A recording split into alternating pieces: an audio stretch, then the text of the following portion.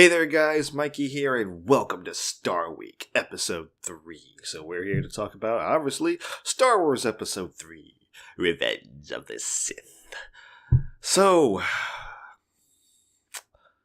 you guys know the plot of this movie. This is the progression, the transformation of Anakin Skywalker into Darth Vader. If I sum this movie up in one word, sad. Is it a tragic story? It could have been more tragic than it was, but it's very sad. And it's not even mostly the movie. It's mostly the thought behind the movie. Is this the best in the trilogy? Yeah. Like I said, I understand the first one. The first one was more setting up and introductions and stuff, and he was a little boy. So, you know, it was more one of those like, okay, this is introducing the series and stuff. So I kind of gave it a little bit more of a pass than I usually would. But this one, this had to be the transformation movie. This is it. This is episode 3. This is the one where everything's supposed to go.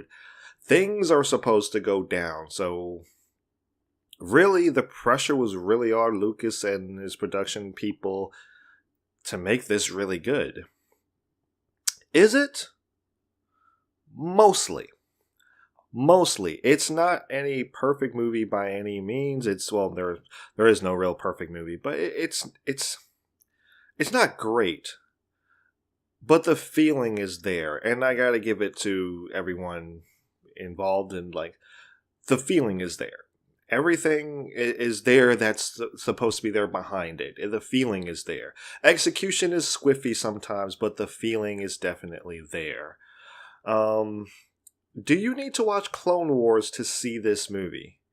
It wouldn't hurt.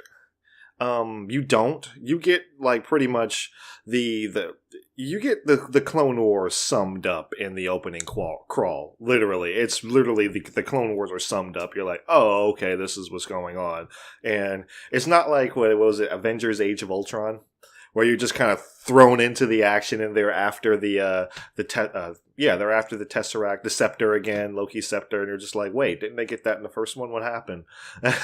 And you'd have to have been Keeping Up with Agents of S.H.I.E.L.D. to really know why they're there. Granted, they do kind of explain it, but you're just like, but what happened? So, if you want to know what happens, watching Clone Wars wouldn't hurt.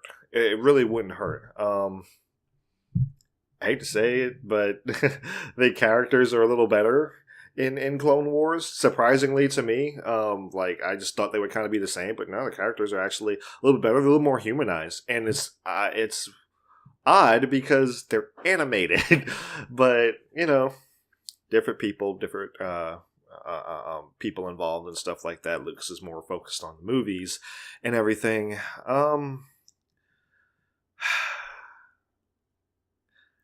I gotta say, this... I just watched it. In case you're wondering, I just watched it. So I am... Really? Really? This phone doesn't go off all day? The phone hadn't gone off the entire time I was watching the movie, and my phone goes off while I'm recording, of course. But, man, it was sad. It really was sad. It was really sad. Some of the writing aside, like I said, the essence of this was really sad. And I guess I could sum this movie up in the same way I would sum up the entire trilogy. Since this is the end of this initial trilogy, this is the end of the arc, this is the end of the Darth Vader arc. You get into Rogue One, which takes place between 3 and 4, but this sums up the initial trilogy arc, and we start getting into the original trilogy that came out back in the 70s and everything. And I wish there was more of this, and that's because you really get a sense of why Anakin is the way that he is. And I wish this would have carried over into other movies. It's shown some in the Clone Wars as well, but you really get a sense of why Anakin is the way that he is.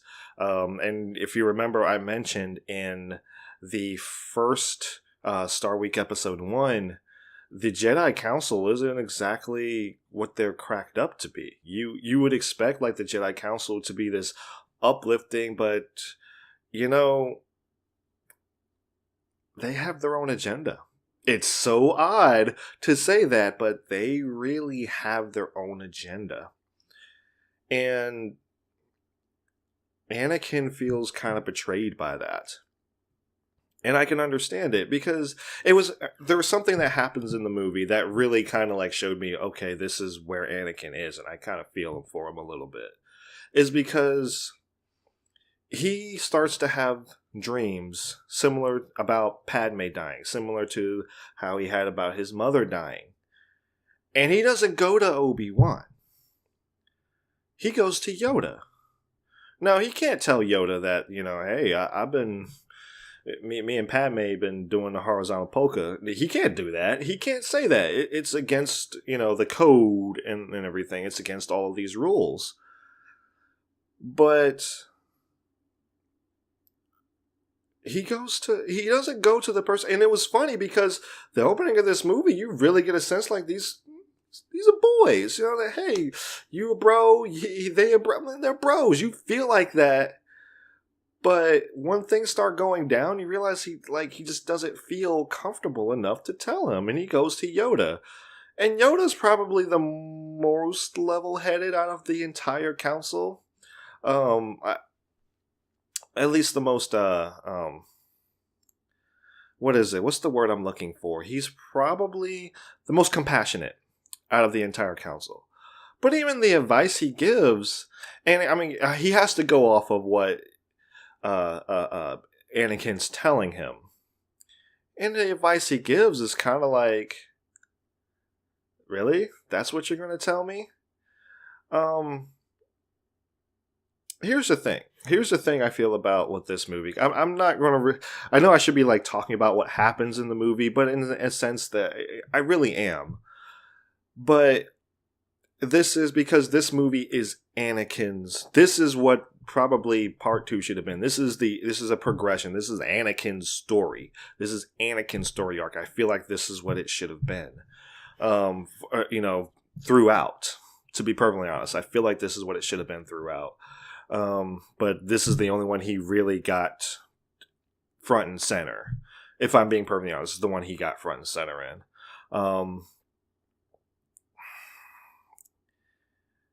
Anakin has issues. He's human. He has issues. But the thing is like, he almost would have been better off on Tatooine. And that's sad to say that, but he almost would have been better off if they left him on Tatooine. Because he didn't have to, he could love. He could talk to his mom, and he could love. And he could feel. But he's taught, you need to let go of all of these emotions and everything. And this is why I was getting back to in the first episode, as I was saying, the Jedi Council was really cold. And the only people that seemed to have any type of compassion were Yoda and Obi-Wan. Mace Windu was cold as frick. I'm not even going to lie about it. He was cold. Everyone else on the Jedi Council was very cold. Almost to the point where you're like, all right, so there's this scene where Darth Sidious, well, he's still Palpatine at the time. He's talking to Anakin about, this. He's giving him the legend of what's going on, and kind of giving him his origin story in a sense. But it's like, he says, the Sith only cares about himself. And he's like, and a Jedi doesn't. And he's like, well, the Jedi don't care for themselves. They only care for others. And you see the problem here. You see the problem? If a Sith only cares for himself, which is what Anakin winds up becoming. He becomes a Sith not because he only cared for himself, but because he did care for others. But you see the problem with that. A Jedi only cares for others. And I guess you could see why there's probably only like one human on the Jedi Council. If you really get my drift there, it's like, really? That's almost impossible. And I know there's a lot of Zen and stuff like that, but that's all part of the progression. You learn. This is why I connected so much with Qui-Gon. Qui-Gon was that balance. He cared for others, but also he cared for himself, but he also cared for others. He was that balance. He was the the bridge between the two. When Qui-Gon was gone, there wasn't any more bridge. Obi-Wan, as cool as he would go with anything the Jedi Council told him to do. He was, he was on the council by this point. I'm pretty sure he was. But he went with anything. If he didn't question it, he always followed the rules, and it was just like, so I understood why, Anakin didn't feel like he could really always kind of confide in him or trust him in certain cases. And if I'm being real, Anakin should have never had to hide his love for Padme. It's just like, oh, it's forbidden. I'm like, why? Why is it forbidden? Why do I have to hide? Why do I have to be like this? I can understand that anger. I can understand that frustration. Okay, she's pregnant in this, and it should be a glorious, momentous occasion, but they can't tell anyone. They have to keep it all to themselves. It has to be secret. And he's like, at this point, like, I don't care anymore. Let them do what they're going to do to me. I don't care. She's like, no, don't do that. Don't, we gotta do that. And he's like, he has to keep all of this bottled up inside. He can't. There's we know at the end, Obi-Wan says, I failed him. He did. Yoda says, failed I have after like the whole Jedi go down and stuff like that. He did. A lot of it was due to the arrogance of the Jedi Council. Like you say, in the first episode, they're like, oh no, the Sith can't be. We didn't detect it, so it can't be. I'm like, oh, you're not going to even open yourself up to the possibility and stuff like that. If you opened yourself up to the possibility, you weren't so overly cocky and cocksure about yourself then and your abilities, and then you would have seen something wrong. You would have been like, you keep detecting that something's wrong. They kept detecting it, but they were just like, oh, we'll just we'll just keep going as going on forward and stuff like that. And it was annoying. It was really annoying, but in a good way. In a good way, because like I said, you see, like I said, Anakin had issues, but he had nowhere to go. That was the thing. That was the whole thing. Like, he really had nowhere to really go. Where could he go? And it really plays on that. How far would you go to protect the one you love? If he truly loved, Padme, the Jedi don't offer anything. They just say, let go of the fear of loss. And and then you have on the other side, the Sith are just like, we can help you save her. You got a choice. What do you do? We can help you save her, or like, hey, just let go of it. It'll be all right. Is the Jedi right? Yeah, kind of. But in retrospect, like, he's young. I remember he's still very young, and just, he's got all of this emotion bottled up inside. The dark side, the Sith Lord, is the only one that seems to want to let him express that and everything. But, like I said, therein lies the problem. There's no balance between the two. If anything, and this goes back to, like, what if Qui-Gon had trained him? I think he would have been much better off.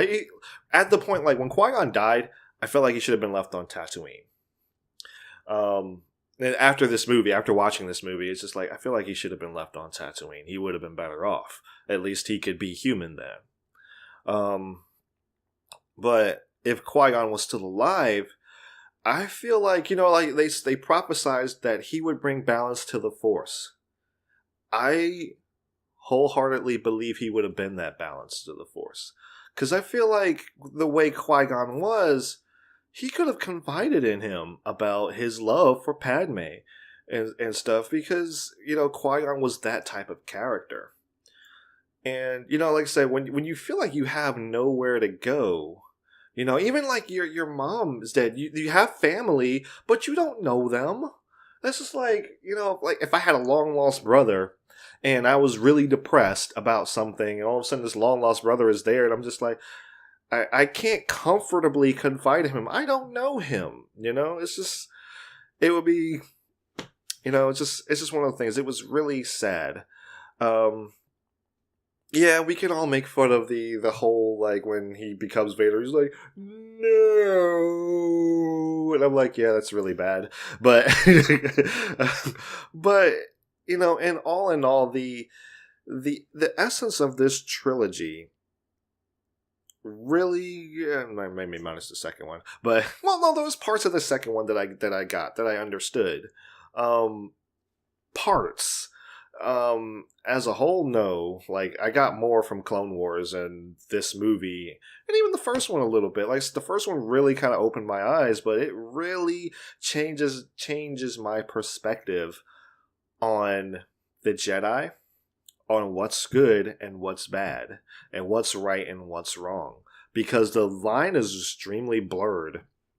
And you may not always get that, and like, you might not get that right away from watching this trilogy, this initial trilogy, the episode 1 through 3.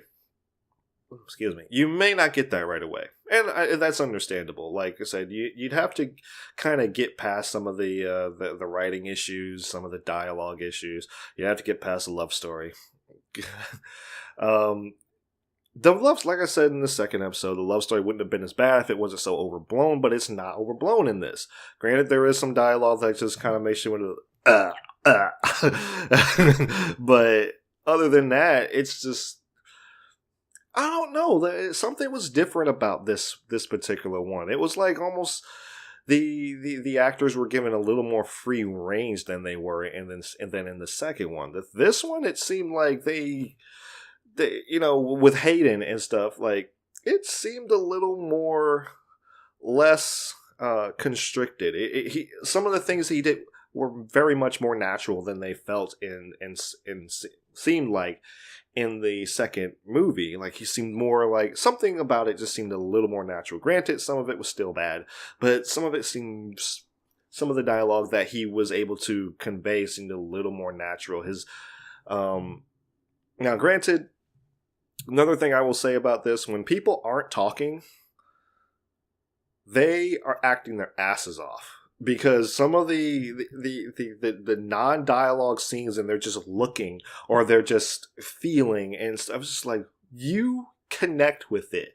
It's very good, and just like, it's just when the dialogue is introduced, sometimes it's just kind of like, you're having it until you open your mouth. I hate to be that way, but that's just my take on the trilogy and stuff. This episodes 1 through 3. But yeah, like I said, it really changes my mind. It puts episode 4 in much more perspective. I mean, Rogue One did that a lot too. It put it a lot more in perspective, but it really puts Obi-Wan's character in much more perspective.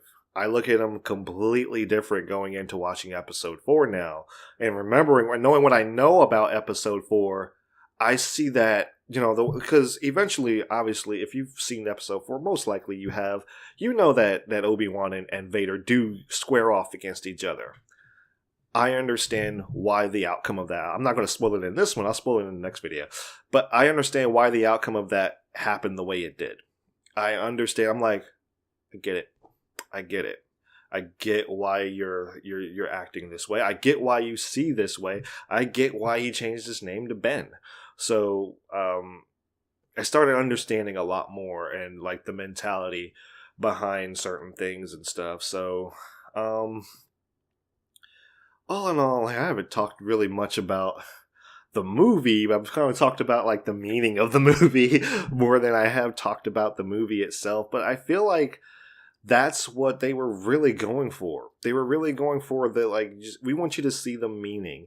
The actions are a thing, but we want you to see more of the meaning of uh, the poetry behind it, if you would. And I think that's what they were probably going for in episodes 2, but just weren't able to just get it across. They weren't able to execute it in that way. This one, they didn't execute it perfectly, but I still felt it in a sense. I was just like, I feel you, man. I feel you. It got me, like I said, it makes me sad. It really makes me sad. And just knowing what happened and seeing the progression and how he becomes Vader. There's some, like I said, like there was some criticism. Oh, he changed sides a little bit too fast. And I was like, no, he'd been considering this the whole movie. If I'm being honest, he's been considering this the whole movie. Maybe I'm imprinting some of myself onto him, but because I feel like I would have been considering, like, it's something is not right with the Jedi right now. They are just not what I thought they were. And I'm confused, I'm conflicted, I'm angry, I'm holding in all of this emotion that I'm really not supposed to be showing. Or not supposed to be holding on to, but at the same time, it's like, I can't have these emotions, but I can't hold on to them.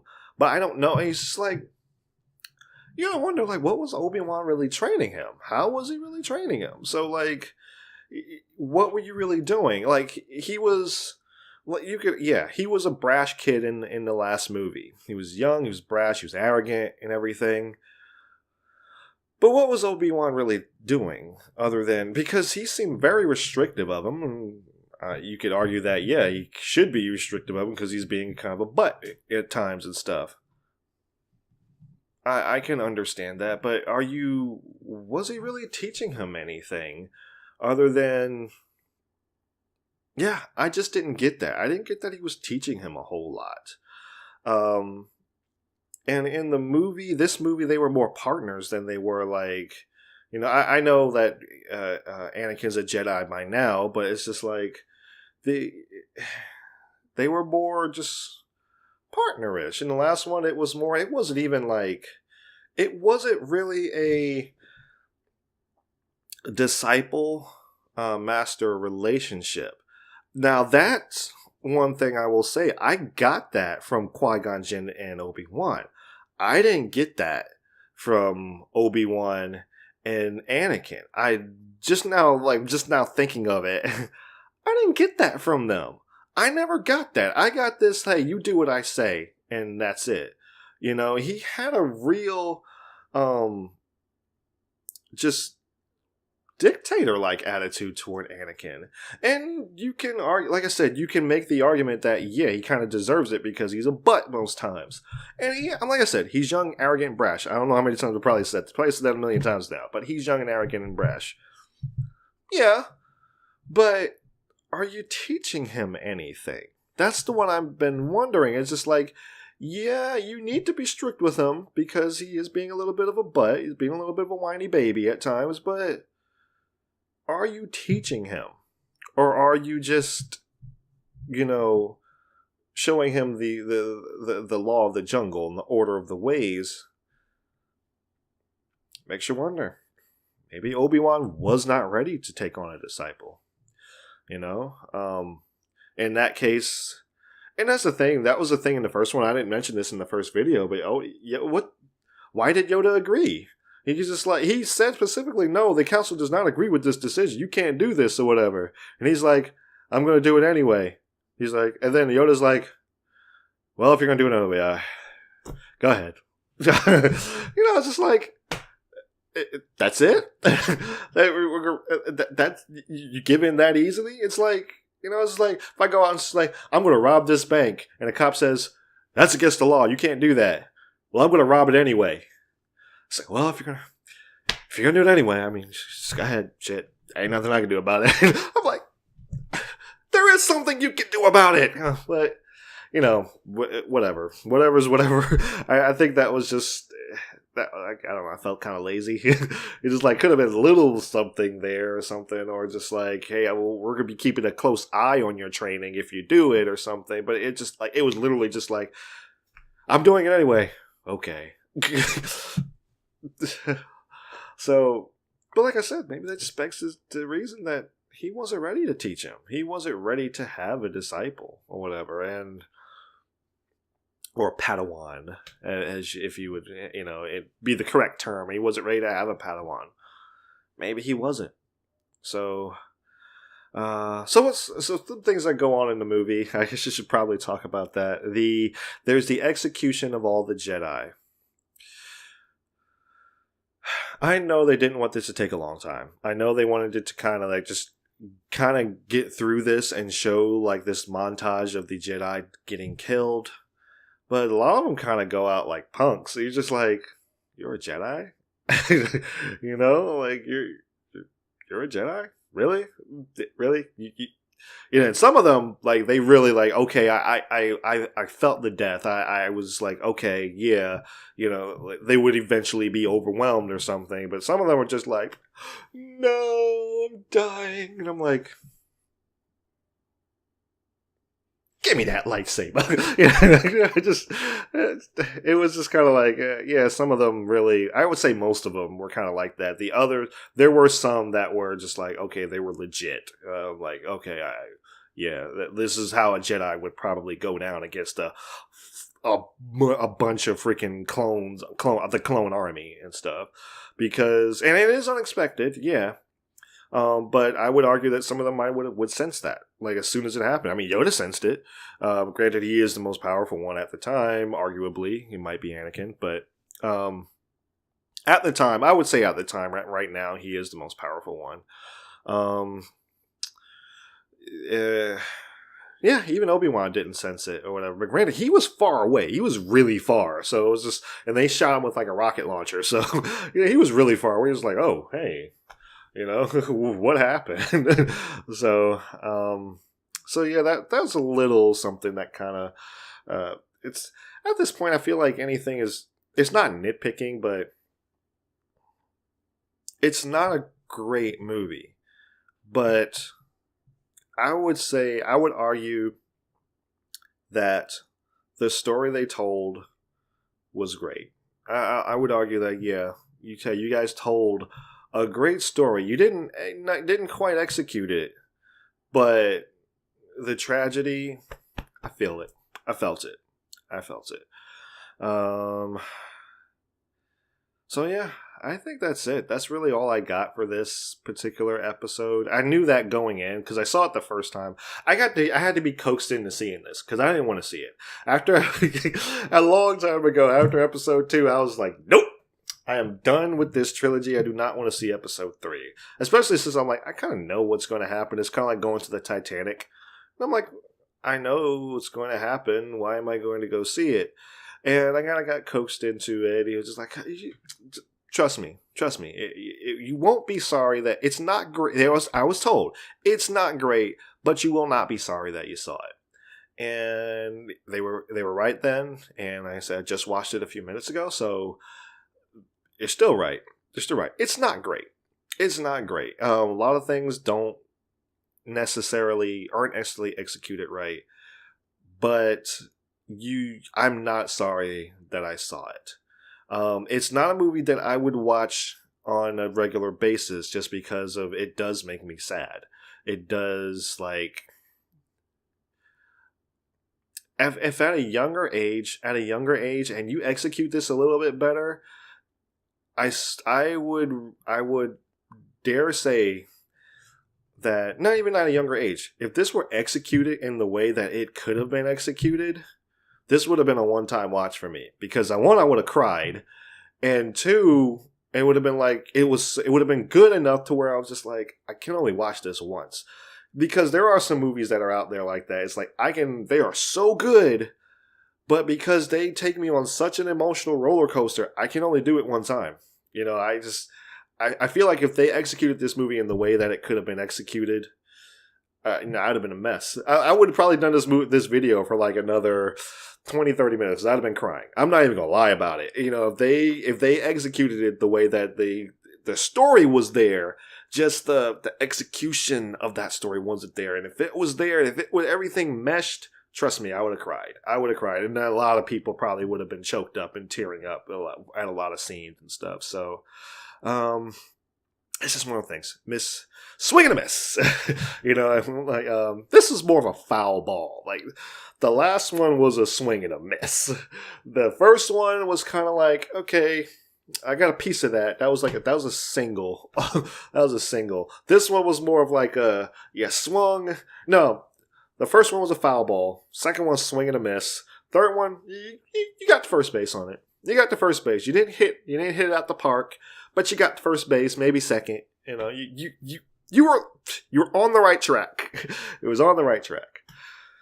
So, what did you guys think of Revenge of the Sith? Oh, Palpatine. Oh my gosh. How did I not talk about Palpatine?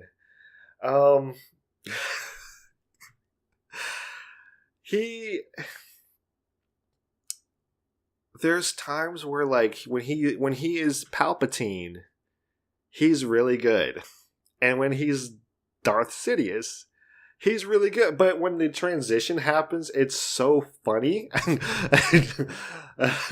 Because he's so over the top. You can tell he's really having fun with this role and everything. I forgot to talk about Palpatine, man. But yeah, Palpatine really is one of the people that really makes this work. He's very entertaining either way. But yeah, I'm done. I'm done. I got all my thoughts, my main thought about this movie out of the way. What did you guys think of Revenge of the Sith? Did it make you feel anything? Did you get the basic story behind it? You understand what I'm talking about when I say, like, the story was there, just the execution wasn't in certain regards and stuff like that. But, did it change did this initial trilogy, whether you liked it or not, did it put anything in perspective for the following three, for episodes 4, 5, and 6, even 7? Even though I feel like 7 kind of strays a little bit away from that. It happens way after. So, but does it put anything in perspective for episode 4, 5, and 6 for you? Whatever you think, put it in the comments below. Let me know. Give this video a big thumbs up if you enjoyed it. Don't forget to check out my friend JJ's blog at 4comicjunkies@blogspot.com. Follow him on Twitter at 4comicjunkies. Follow me on Twitter at Mr. McBlam. And thank you guys so much for watching. And I will see you in episode 4.